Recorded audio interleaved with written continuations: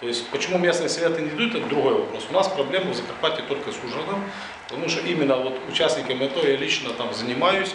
Я принял на работу специального человека, который звонит всем нашим, которые лежат по госпиталям по всей Украине. Вчера мы забрали парня с Днепропетровска, с Нацгвардии, привезли в Мукачево.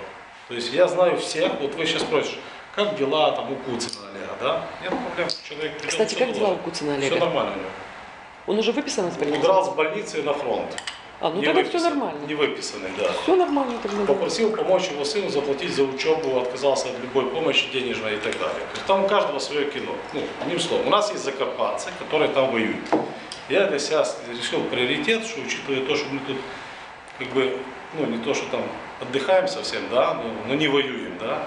Поэтому мы должны все силы включить, чтобы помочь их семьям, им и так далее. Логично. И я в конце года видел, что деньги все равно пропадут. И я тогда сделал такую программу, договорился с депутатами, ну я представитель депутатов, вы понимаете.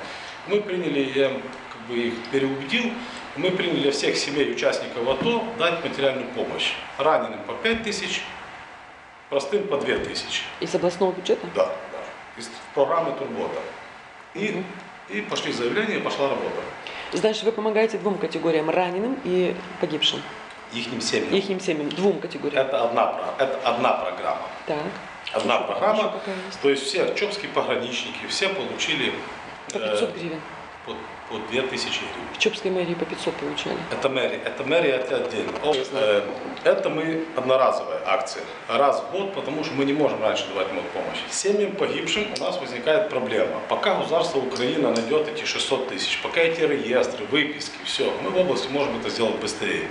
Потому что когда человек погиб, нужно семье сразу деньги, потому что не получается, да, то есть разные семьи, кто-то имеет свои там богатые, да, кто-то бедный, в основном бедные воюют. Ну понятно, это детали. Поэтому мы приняли, я убедил депутата областного совета, что давайте мы семьям погибшим дадим по 100 тысяч гривен с областного бюджета. Эта программа тоже действует. Мы сегодня выплатили... Отдельно от государственной программы? Это самостоятельная областная? Это область, все. Государство то есть пока государство решит 600 тысяч, область уже дает 100 тысяч? Да, причем да. И область дает сразу 100 тысяч. Уже давали кому-нибудь? Мы выплатили по 100 тысяч 48 загибшим семьям. Уже теперь на данный